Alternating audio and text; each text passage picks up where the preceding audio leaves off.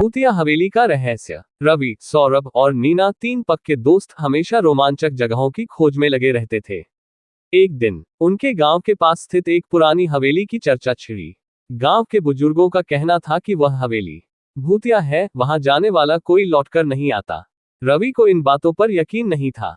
उसने कहा, भूत वूत कुछ नहीं होते, ये सब मनगढ़ंत कहानियां हैं। उद्धरण चिन्ह। सौरभ और नीना भी मान गए। आखिरकार उन्होंने तय किया कि वे रात के समय उस हवेली में जाकर सच का पता लगाएंगे। योजक चिन्ह, योजक चिन्ह, योजक चिन्ह। रात का रोमांच। अगली रात तीनों अपने टॉर्च और मोबाइल लेकर हवेली पहुंचे।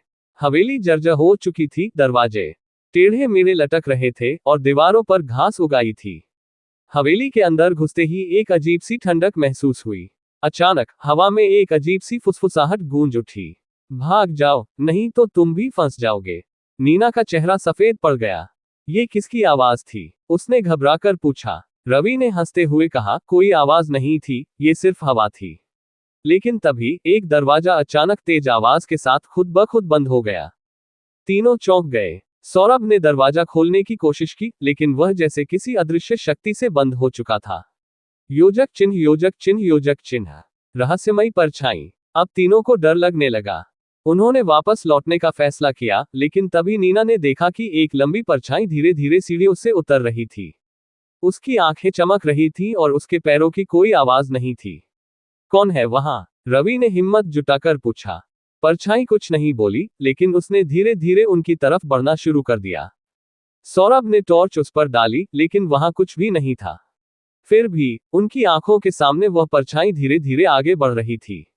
नीना चीख पड़ी, हमें यहां से निकलना होगा। वे भागने लगे, लेकिन दरवाजे और खिड़कियां अपने आप बंद हो चुकी थीं। हवेली में अंधेरा छा गया। अचानक एक ठंडी हवा का झोंका आया और उनकी टॉर्च बुझ गई। योजक चिन्ह, योजक चिन्ह, योजक चिन्ह। सच का खुलासा। जब अंधेरा छंटा तो उन्होंने देखा कि उनके सामने एक बूढ़ा आदमी खड़ा था, जो सफेद कपड़े पहने हुए था। तुम लोग यहाँ क्यों आए हो? उसने गहरी आवाज में पूछा। रवि ने हिम्मत जुटाकर कहा, हम सिर्फ ये जानना चाहते थे कि यह हवेली सच में भूतिया है या नहीं।